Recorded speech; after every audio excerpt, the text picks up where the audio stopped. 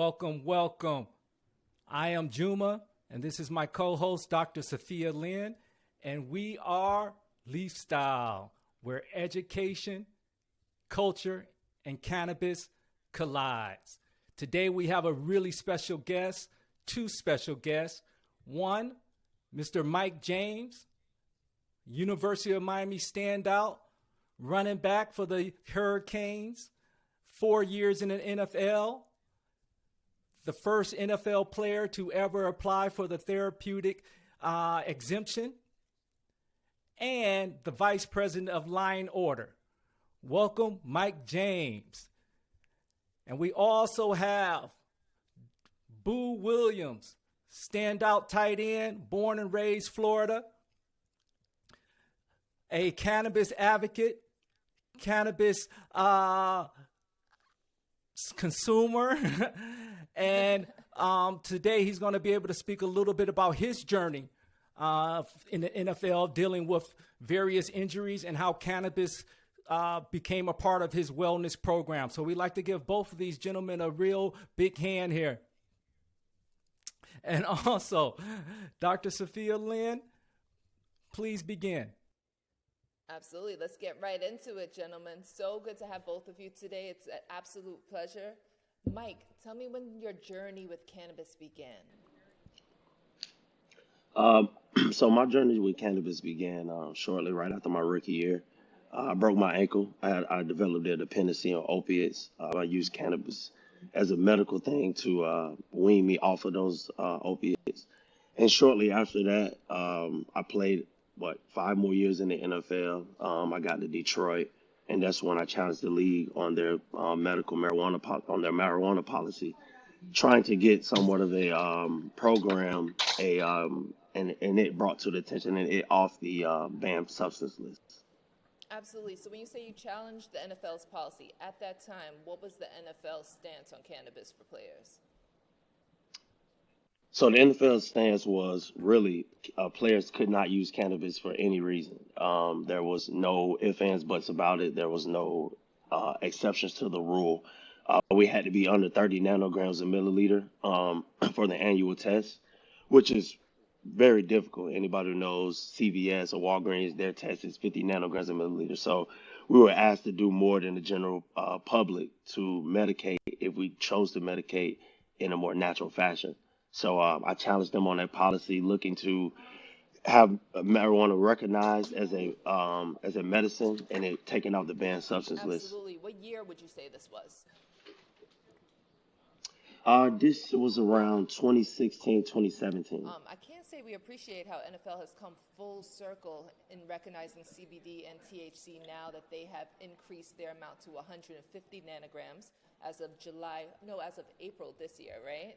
So they've expanded a little bit more, and they've also eliminated testing during that preseason kind of time frame. What did they say to you when you petitioned that? Well, it was a rigorous process. It wasn't just a clean cut. No, we went through a lot of legality things with my lawyers and their lawyers, and we had to go through arbitration to figure out, what could we do about this.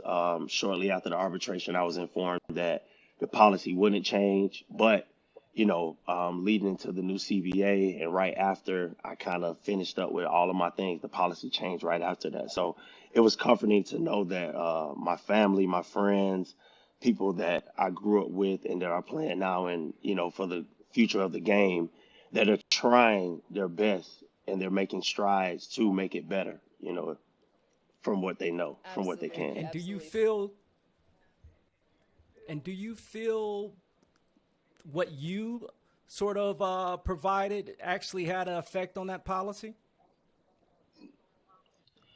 Yeah, I really feel like it did. From something that I did differently from guys prior to me or any other player prior to me was I tried to go through the league's process to get it recognized. I went through their own process, which they use for Adderall and other things, to get it recognized. So I was trying to basically use something within the league. I was not trying to buck the system. I wasn't trying to go behind their backs and do anything. I have Dr. Sucicely as my primary care physician, Dr. Sanjay Gupta, Brian Marescu as my lawyer. And we went in there with a wellness program. I mean, well vetted out. I was totally cool with being monitored Hmm. with my use and everything, just to draw out something so there can be some kind of program where now this can be recognized in a way for medicinal purposes, and ultimately, hopefully, replace some of these things that we have in the league. Right. I love that. Right. I love Did that. they? Thank you so much. Boo Williams, when did your journey with cannabis Mhm. start? Oh man, I can go back far as high school. My journey went back to high school because, we all deal with injuries and different mental things differently. And, I went through a lot in high school. Long story short, I was expelled from high school and I had to attend college early. So therefore, I was going through a lot of mental, I could say, some mental stress. And, I was already using cannabis. So when I kept using it, it definitely gave me that relief. It gave me that, that sense of, I mattered. And at the same time, it gave me a relief of, okay, slow the brain down. Now you can be able to put things in order because, Mike, he'll tell you as an athlete, our brains go 100 miles per hour. So therefore, we need, cannabis to slow that part of the brain down and give you that yellow light. Where as athletes playing contact sports, we don't have a yellow light; it's only a green light. So when we do have, cannabis for that yellow light to break us down and say, "Hey, stop! This is what the best thing that you should do," and then you go for it. So that's why, I really indulged in cannabis because I seen really I what it love did that. for The my Boo. mental process you're health. talking about is actually allowing you to be present in the moment. So rather than continuously running, running, Hmm. running, some of the sativa and the indica strains have distinct properties to allow you to be present, to unlock that creativity, and to really enjoy the process that you're going through and find some appreciation for it. So I'm happy that it was able to do that for you, not only mentally, but Yeah. physically improve some of those ailments you were dealing with well. Oh yeah. And it took me, like I said, I went to a mental health facility for it wasn't for athletes, but it was I just a read that. mental health facility Yeah, I saw that. in Committed. 2011. Yeah. Oh yeah. I was very committed. That's Boo. amazing, Let bro. me ask you. Yeah. I laid on the railroad tracks into. No. Oh, go ahead. Go ahead. Because it got delayed. No My bad. apologies. I wanted to follow up with that and ask about that and just the journey to that point and those sort of thoughts that actually finds yourself on a railroad track. Talk about that process and how you ended up in that position. Excuse me. Well, at the time, I was still trying to find myself, trying to figure out, what was my niche in this world other than besides football. And I had a gym at the time, a sports performance gym. But as Mike can tell you, we're athletes. We're used to going towards something. And when you have a gym, you're waiting on people to come in. And that was just something that was, weighing on me because it was something I felt like I should be doing more with my time and with, the work I put in of all these years in football. So at the time, me and my kid's mom, we went through a little slight breakup. And then, it was a thing where she let me see my kid. And, that sent me in a whirlwind. And it was something I never experienced before. And it just took me for a loop. And I found myself on the railroad tracks, and some homeless people saved me. Matter of fact, it was homeless people that I gave clothes to before at the New Orleans mission. You Yeah, it was homeless people Wow. I gave clothes to before. you knew that couple prior to that? When I was laying down, they were pulling me up by my shirt, and they was talking to me, and they started walking me back towards the road. But it didn't dawn on me that they were calling my name. But until halfway on the journey back to my friend's house, and I asked them, I said, "How do you know me? How you know my name?" And it didn't dawn on me that I'm Boo Williams, staying in New Orleans, because it was June, it was hot, I was disoriented. But they told me, they said, "You gave us these clothes we have on at the New Orleans mission weeks before." Wow. Look how life comes full circle, right? Full circle. And then they walked me back to my friend's house, and I'm sitting on my friend's couch crying my eyes out like, man, I need to talk to somebody, I need to see somebody. And at the time I couldn't get the correct cannabis that you would need because they had this thing called spice that was out there too. So it Yeah. was, living in Louisiana. Yeah, living in Louisiana, you can't get things like you wanted to. So, having that was really messing with my mental. And the Khloe Kardashian show comes on, Lamar Odom and Khloe. And his friend Jamie was real depressed. He was sitting in the house. He wasn't shaving. He wasn't handling Lamar's business. And I'm looking at this show like, man, this is me. This is me. And then I picked up the phone and called him, the same place Lamar's friend went to, because he went to the show. He came back. He was a different person. He was different mentally, and he was different physically. And so I called him up, and 2 weeks later, I was there at the same place. And I was supposed to stay for 30 days, and I ended up staying for 8.5 months. Wow, that's a real inpatient At, therapy. yeah, it was at a brain clinic called the Crosby Sports. Well, I changed it to the Crosby Sports Treatment Center because a year later, after I left, I developed a curriculum for athletes with neurocognitive issues. So, and since 2015, we service over 200 athletes. Tell us your exact diagnosis, if you don't mind sharing. Manic depression. It was. Um, I had insomnia for a little bit, and my eating. I can't eat really unless I do cannabis because that part of the brain that tells me when to eat and gives me my appetite has been damaged from Mm-hmm. football. So it's a lot that's been damaged with me. But what I did was I put tools in my tool belt. And when you go to a treatment center, they're giving you the tools to deal with everyday life. And Yeah. so what you should do is just put those tools in your tool belt. So when you feel these emotions coming up, you feel these different things coming up, you can be able to pull out, this tool and say, hey, this is what works for this. This is what works for this. And I just found that, you know, adding cannabis to the treatment really helped these athletes that were 300 pounds, 280 pounds. It would help them, you know, get their feelings out amongst their peers.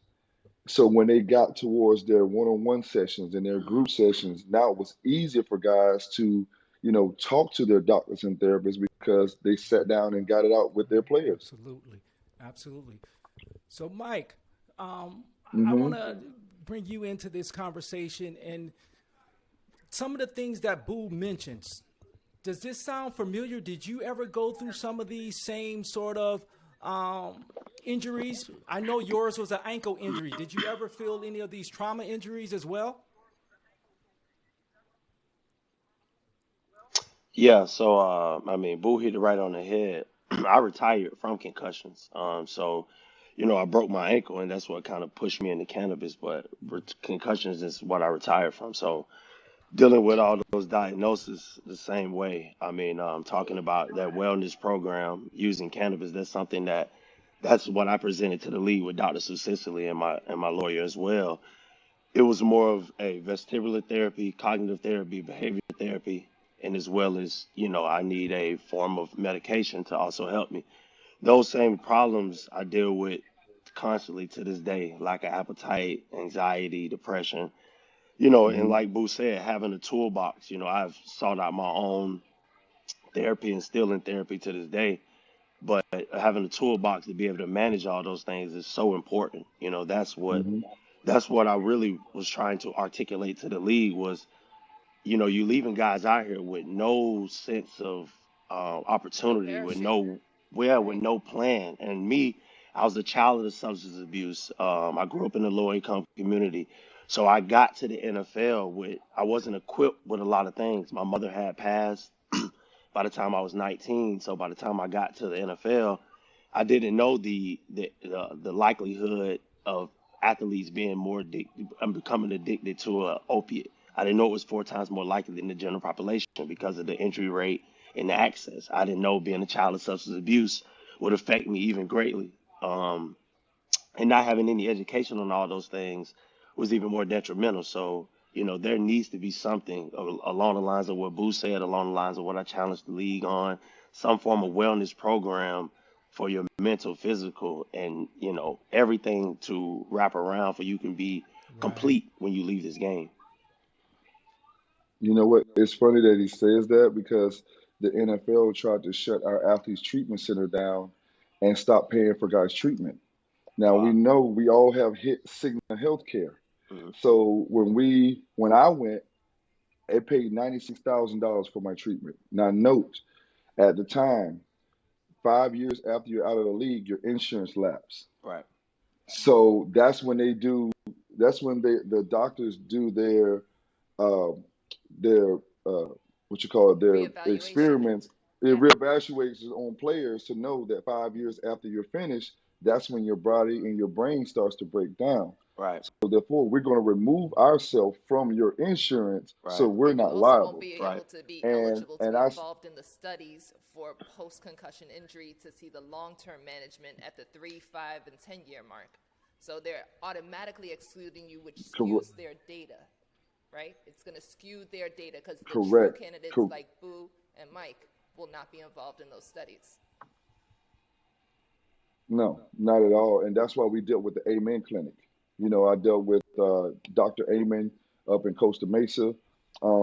He's seen all of our athletes, and I went to the Tom Brady Deflategate hearing, and I took 8 players to that hearing. And as soon as Tom Brady walked in, I held up a NFL investigation case number because they were trying to stop us from getting treatment. And we all know that we pay for that Cigna health care. We should be able to go wherever we want to go. And it paid $96,000 for my treatment. So now when I turn it into an athlete's treatment center, you don't want to pay for guys' treatment to get them healthy, and you don't have nothing put in place for them. So I fought it to the death, and you know we back open, and like I said, the cannabis aspect really helped a lot because guys now can feel, they like you said, they can feel in the moment instead of all these racing thoughts going through their head. Right. And Boo, is there you speak about this in sort of the action you took with the this presentation with Tom Brady, but is there sort of a group, more of a collective with some of these ex-athletes, sort of you and Mike, and is there sort of a bigger collective where you guys can put together sort of a unified front? I think so because we're all connected in this industry together. We're all in so many different lanes of this industry. Like you seen the commercial that we did with Netflix, talking to Roger Goodell. We had a meeting with him, and I think I was around about the time that Mike was doing what he was doing, and we were really trying to come at it from all these different angles and let them know that this plant is something that players and athletes been using for the longest. If you really want to be technical, this is how we're staying on the field. It's not your narcotics that you're feeding us because a lot of guys don't take Exactly. the narcotics. I got 2 refills of 100 morphine pills for my Achilles, but I didn't take them. So it's a lot of guys that don't take them, but it's a lot of guys that do fall subject to that, and that's why we do what we do, so we can be able to give those guys an outlet. First of all, Right. 100 tablets of morphine, any kind of MS cotton at any given time in one dosage or one, examination is ridiculous. So the fact that they're They gave me 2 refills of 100. more comfortable with pushing pills on you than they are with a natural substance like cannabis to help medicate, to help treat you, to help with your overall and total wellness, not just physical, but mental as well. Because as we all know, as we're recovering from any kind of injury, there's a mental component. And that strength and resilience is what's going to help carry you over the edge to recover quicker and faster and more effectively.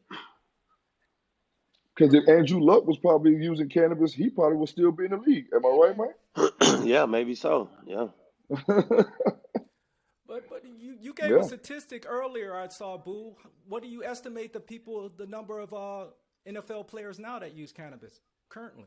Oh, it's probably like 90-95 because Mike can tell you almost every player uses some form of cannabis, and it shocked me when I got to the league because I didn't know how the league worked, or I went on a team with Ricky Williams, Mm.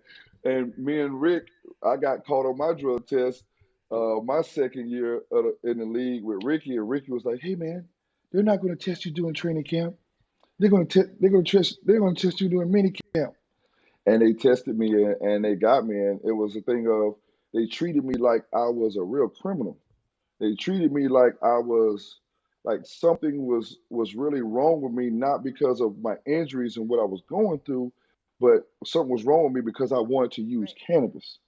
And that was a big issue and a big problem. And you in the program for 2 years. You can't drink alcohol or smoke cannabis. They test Randomly. you randomly, so they have you feeling like a criminal. Right. The And was that your Ricky stigmatization. Williams voice, Boo? Yeah, that was my Ricky voice.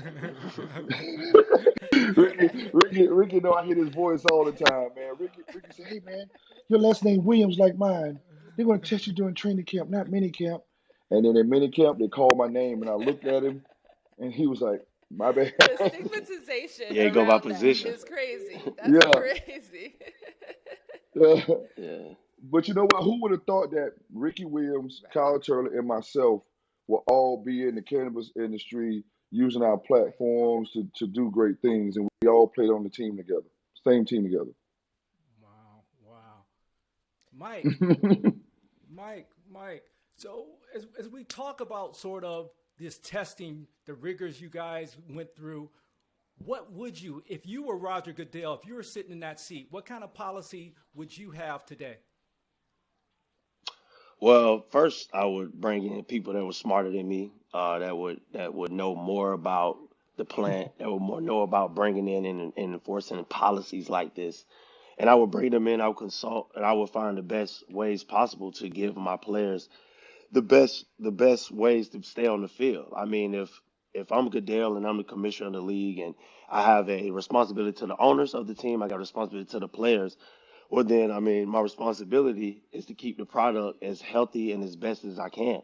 So me getting the best research and giving them the best opportunity to do that and allocating the funds towards the right things, I think is the smart thing to do. And if I was him, that's what I would do. I love that. I love that because honestly, And Boo? we can't do it by ourselves. There needs to be a conglomerate, and there are too many resources to not have the specialists in every aspect that the plant is involved in Exactly. weighing in and giving the most up-to-date research, scientific expertise in order to support Mm. that effort. Boo, what do you think the policy Yeah. should be? Yeah. But well, first I think they need to get rid of that so-called thing called independent doctor that they have for the NFL because that is out the window because they we have so many different injuries and you go to see their doctors and their doctors are telling Right. you nothing's wrong with you. But you go into your doctors that have nothing but everyone's best interest and they're going to show exactly what's going on with you. They're going to pinpoint it what's going on with you and they're going to show you how to deal with what you've got going on. But their doctors don't want to do that as of I said lately because um, I don't know if you've seen the article, but they had an independent doctor that was turning players down on their benefits. And this is how guys really go off the deep end because you keep telling us something's not wrong with us. But then when we go to all these other different doctors and we're feeling these emotions and feeling these different things and going through so much, and they're telling us what's going on with us and you're not, that's a problem. And that's why they got to get rid of that independent doctor because they had a guy, and you can look it up. You were supposed to be eligible for disability. You had to grade out at a 27%. Well, you would grade out at 27%, but what he would do is dock 2 points because he said you had no pain. Now, how could you dock points from me and say I had no pain if I told you what to MRI on my body that was hurting me? So that's what the league was doing and turning guys down for their disabilities. And you can look it up too, is they had it were the African American players were the lowest of getting their disabilities. Well, how are we the lowest of getting our disability when you're 78, 80% of the league? That don't make sense. So, So it's all in an effort to save money. That's what the league is doing. They're trying to save money. So what Boo is saying is disability is long-term benefits from the agency, from the NFL. also governmental disability. So if you cannot be determined clinically disabled, you can't reap any of those benefits.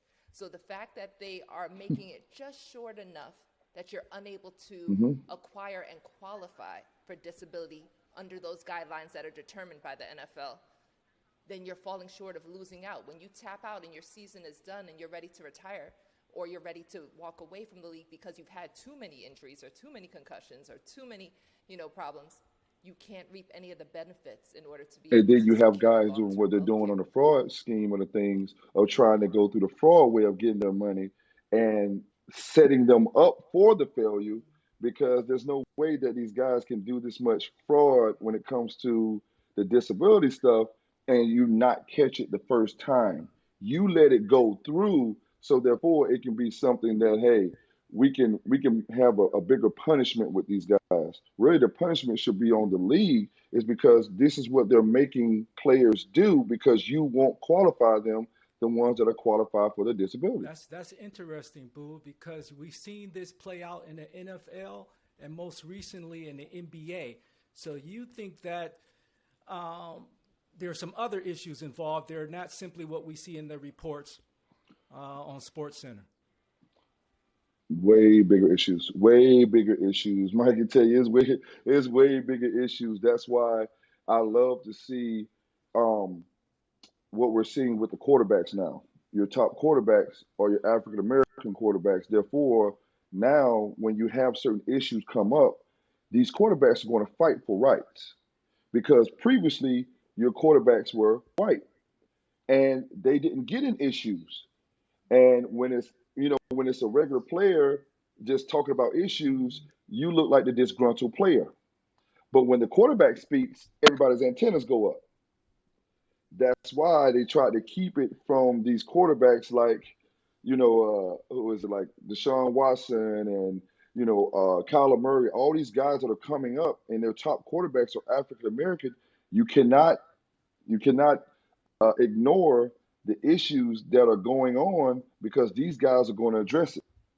As before, the other quarterbacks Right, wouldn't address it. right. And speak to this, Mike. You both of you guys, I hear you talk about having a toolbox and being prepared when you know issues may arise and how important that is for you in a wellness program.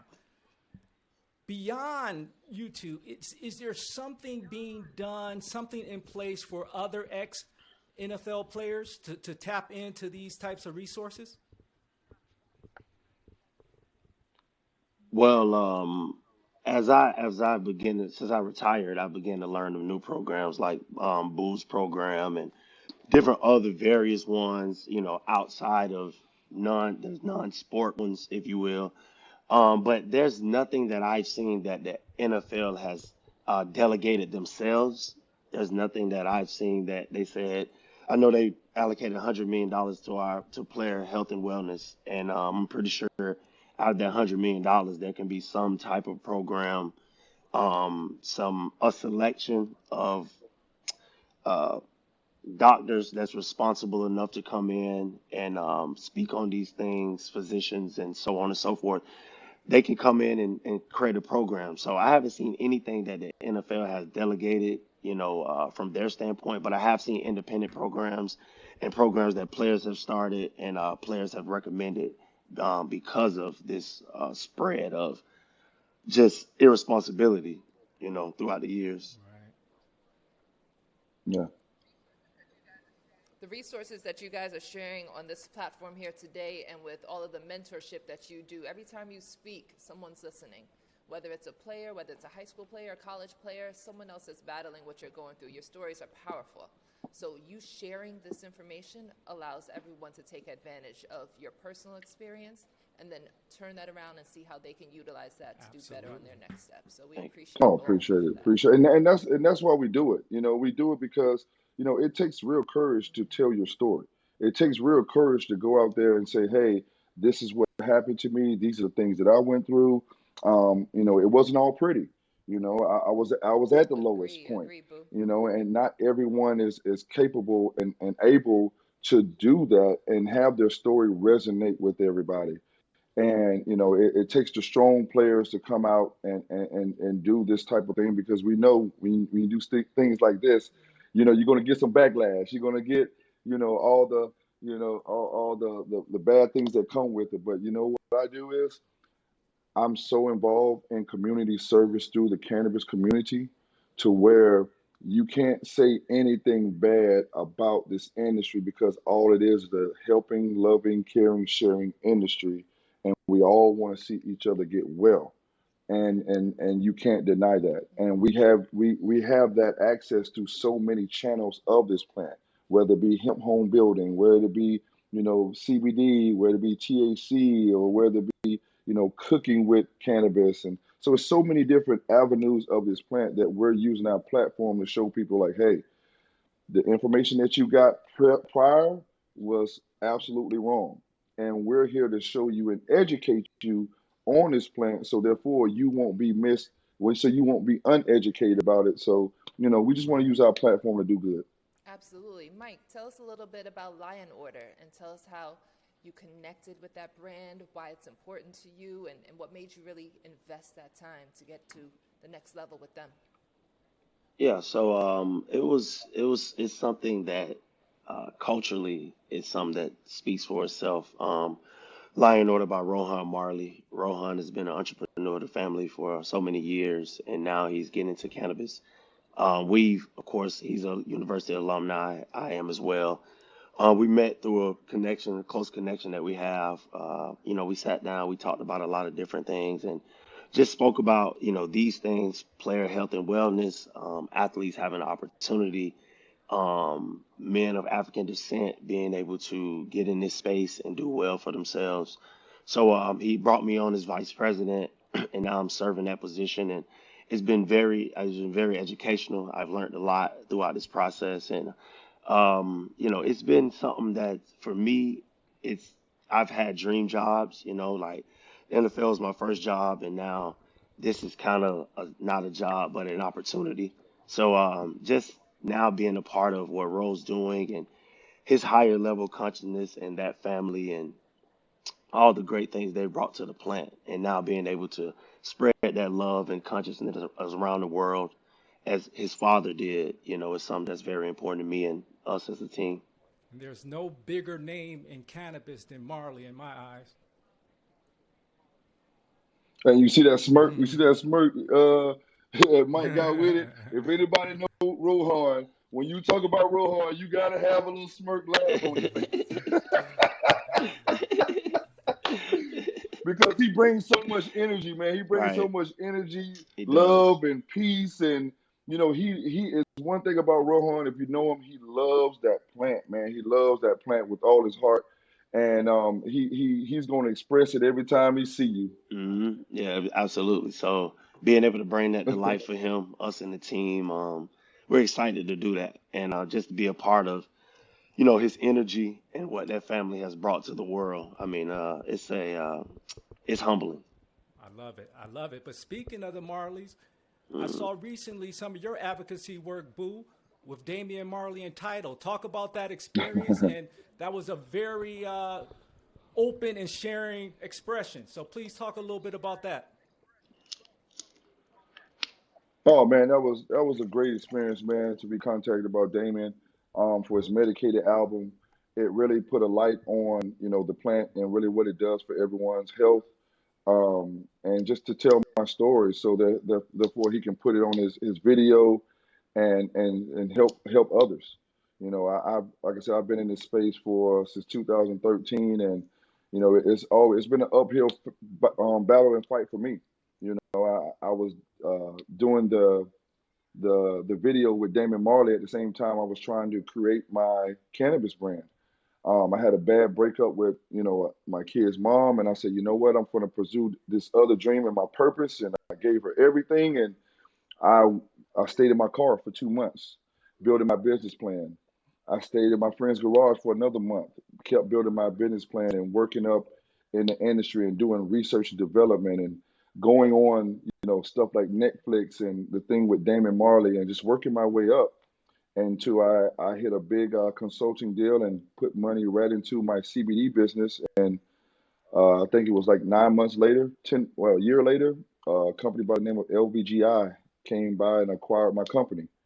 And I staying in the state of Florida, you know, they have millions of dispensaries here, but Mike can probably tell you it's so hard for us to even get in the dispensary. And it's like they want you to speak, they want you to come do this, they want you to come do that. But when it comes to putting your brand Yeah, and your product in that dispensary, it's a no exactly. go. So, that's why we deal with a lot with the Black Farmers Associations and stuff like that. So we can open up doors for people of different ethnicities to get in this industry. Because if you're going to take people to jail for this plant, you have to open up the door, the legal door for people to make an honest living and to medicate safely. Right. So, that's why I'm in it.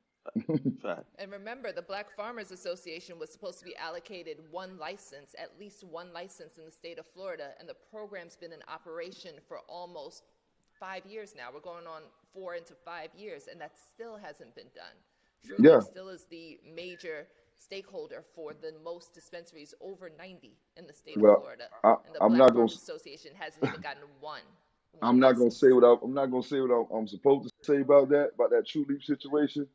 But it's a shame that people can operate and go through this industry in that way, and people that are doing it the right way and really doing it for the right reasons can't even get in. And I was approached by Kim long time ago when they had one dispensary. They didn't know what they were doing, and it was, we'll bring you in, and because I'm from Tallahassee, their Right. first dispensary was here. I'm the hometown hero here. Yep. That makes sense, don't it? Well, But not to them. It's all because, like I said, it's the good old boy system, and we have to break that out of Florida. The good old boy system, we have to take that out because Tear it's that down. killing people from opportunity that can have one. Yeah. It's excluding our race, Right. period. Yep. Because who can have 90,000 for the license, and if you own the grow, you own the dispensary, you got to own the grow. Yep. So these are ways that's designed to take certain people out and to keep other people in. Yeah. It's Forced constant repetitive integration. behavior. Yeah. Yeah. Because Mike can tell you they want you to come and speak, they want you to come do this, they want you to come do that. But when it comes to putting your brand in their shop, oh, they get blind and oh, amnesia. I don't know what okay. you're talking about. But that's why we coming in and kicking in the door. Because we kicking in the door and asserting ourselves in this industry because we're the ones, like I said, we're the ones that if you put it on TV and it shows every player that's getting suspended for marijuana, he's getting suspended for this and this for that. Well, no, there's a lane, there's opportunities now for guys to get in the industry, find out what it's useful for, so now they can heal themselves. But if you don't allow us to do that, then that's a problem. So that's one uphill fight we're battling. Absolutely. And just to piggyback on that, because I think we're clear on sort of some of the major issues in access and entry point. Do we have any solutions? What it will be the solution to sort of battle some of these obstacles that's placed in front of entering the market, as you mentioned? Easy, just open the door. Kick in the It's door easy. So we won't, or so we won't ask have to for go to the entry? side door. You said just open the That's door? that's either one. It's either one because you know I I grew up in the community, and that's why I built a community, a nonprofit that goes into these communities through the Cannabis Network to help and do health fairs, to help individuals obtain their license, and to bring in the education and to go in and bring supplies to certain communities that need it. And that is our way of opening that side door. So now, when it's time to come through the front door, you're gonna open the door for me because you already see what my intentions are, because we have to show what our intentions are first before we can even show up to the door. Got it. Got it. And it shouldn't be like that, but it's certain things that we have to do. All right. So Mike, to finish up and kind of put a cap on this, piggyback on all the things that we were discussing, we always like to end with, what does free the culture mean to you? Well, free to culture mean to me just a uh, a higher collective consciousness. We all have to, like Boo said earlier. We talked about getting into the industry. I talked about the way I kind of then got into the industry. You know, I'm I'm kind of more Malcolm X than Martin Luther King. So when it comes down to asking help from those who never wanted to help you in the first place, that's kind of not my thing. So when it comes down to us being able to get into the industry and freeing the culture or freeing, whatever the plant for us, it has to be a collective strategic thing. So it has to be a higher consciousness of us coming together and understand that we're on the same team here. We fighting the same fight every single day, not only in this plant, but from housing to social stability to, just being safe every day in our neighborhoods, from even the financial gap. So I mean, it has to be a collective strategic, team effort to come together to free ourselves. And we can go from there. So it'd just be a high level of consciousness. That would be my answer for sure. And Boo, the same question to you. What does free to culture mean to you? Man, my boy just he topped it off. That's exactly what it means. Everyone just coming together, man, and knowing that it's not a white thing, it's not a black thing, not a it's all of us in the same boat, the same pot, because we all deal with the same stresses. We all deal with the same issues. And if we can, keep that in mind that we're all dealing with the same things, then this industry can be exactly what it's supposed to be: fun loving, caring, sharing. And like I said, if anybody sees Rohan, this is what the industry is supposed to be like. He's an example of what the industry is supposed to be like, and that's called, being free and being to where you can medicate freely without, being told what you should take. Because think about it, how many people take medicine from the pharmacy and don't even look what's in that medicine? They just take it. They just take it. So therefore, with this plant, we need to be able to have more than just say, "Hey, we're gonna give you this pill bottle and take it." No, we have education to back it up. We have, all these different resources, and basically that's just what it is, man. Just coming together, using your resources, coming together for one common goal, and that's just to be medicated, safely medicated. I wanted to ask you, Absolutely. Mike, you had mentioned earlier about buying black in the industry. Do you feel that there's a good black collective amongst cannabis right now? Do you feel like people are sharing their steps, their knowledge, their interests, how they get on? I don't see that as much. We talk a lot about individually breaking in the door, but we don't talk about Right. collectively how to do that. Right. And that's the thing, I would say throughout my years of being in the industry, I've seen independent forces, really trying to bring us together and buy black and understand that we need a space and create social equity in new states and new territories and things like that.